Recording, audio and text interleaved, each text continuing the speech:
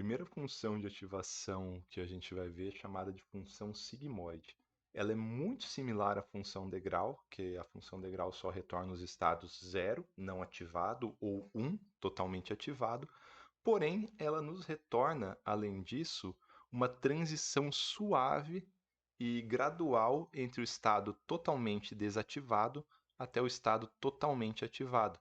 Então, existe essa variação de forma contínua e suave, que reflete melhor a forma com que os neurônios biológicos funcionam, principalmente quando a gente vê sobre um ponto de vista de mais de um neurônio trabalhando junto.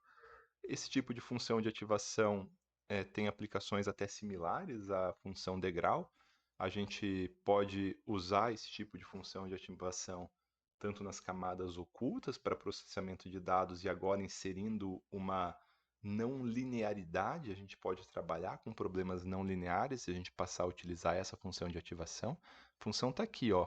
Então, lembrando, né, a função degrau, ela é bem simples. A função degrau ela vai falar se z menor que zero é zero. Se z maior que zero, então 1.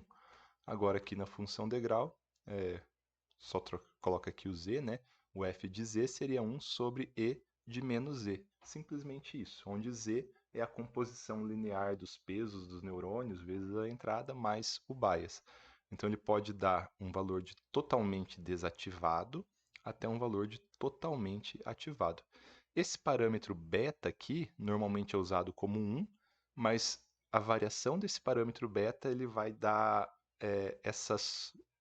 a intensidade dessa transição, porque você pode comprimir um pouco essa transição, né? Você pode deixar ela é, ter uma transição mais rápida de um nível para o outro, você pode ter uma transição bem longa de um nível para o outro. Normalmente esse parâmetro é usado por padrão como 1, e aí o uso dessa função ela vem mais do treinamento da rede em si do que desse parâmetro beta. Ela é uma função que ela normalmente é muito usada em camadas de saída, porque como a função degrau ela dá um ativo ou não ativo, sim ou não, e é muito bom para ser usado em classificações binárias, aqui da mesma forma ela dá um sim ou não, porém com uma ponderação. Então, em vez de dar só 0 ou 1, ela dá 90, 0,9. 0,9 é quase 1, mas não é 1. Então, você sabe que tende a ser a primeira classificação, só que menos do que 1. 1 seria uma certeza, algo absoluto. Ou ela pode retornar um valor assim, por exemplo, se ela retornasse 0,6. No caso da função degrau, 0,6 poderia ser classificado como 1, deu certo. Aqui não, 0,6 você pode interpretar como algo que tende ao 1, tende à ativação, tende à classificação daquele rótulo específico, porém com menos intensidade do que algo que retornasse 0,9. Então, a gente usa ela normalmente em camada de saída como uma camada de probabilidade para sistemas binários. Se a gente quiser classificar sistemas binários de forma probabilística, que foi exatamente o que a gente fez na nossa primeira rede neural. Olha, a nossa última camada era uma camada densa, de uma saída só, com a função de ativação sigmoide.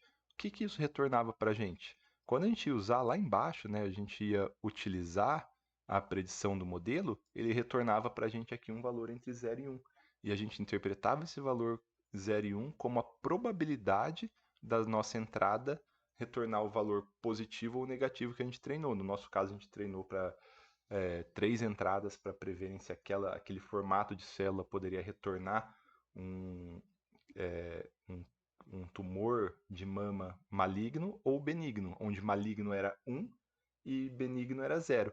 Ele retornou que era 0,92 de retornar 1. Então a gente interpreta como, dado o nosso treinamento, essa rede aqui ela tinha 92, esses dados aqui em específico que a gente entrou, esses novos exames que a gente entrou aqui, retornavam 92% de chance dessas células, dessas características, retornarem um tumor maligno.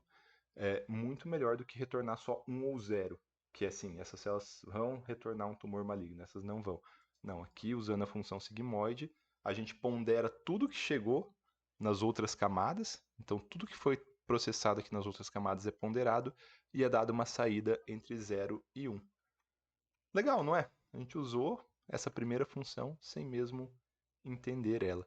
Ela pode ser usada como camada oculta também, para trazer não linearidade, porém ela normalmente não é usada como camada oculta porque quando a gente for ver sobre treinamento, né, um dos métodos de treinamento normalmente envolvem a tirar a derivada da função de ativação. Vocês lembram que se você derivar uma função e igualar a zero, você consegue achar pontos de máximo ou de mínimo? Então, a mesma coisa é feito como uma forma de otimização de rede neural. Então, é derivado essa função aqui, igualado a zero, para buscar um ponto de mínimo erro possível. E quando você deriva essa função aqui em específico, como ela tem um gradiente pequeno, né, entre zero e 1, e quando isso vai computando com outras funções sigmoides e vai compondo, né, alguma coisa perto de zero vezes alguma coisa perto de zero vezes alguma coisa perto de zero, existe um problema que é chamado desaparecimento do gradiente, que faz com que seja difícil de treinar redes neurais muito grandes que sejam utilizadas a funções sigmoides nas camadas ocultas. Então, normalmente, ela é usada principalmente na camada de saída. Não se preocupem com isso aqui, a gente vai ver, vai ter aulas específicas sobre treinamento ainda no futuro, mas vamos devagar. O objetivo do curso é que a gente vá aqui devagar e sempre.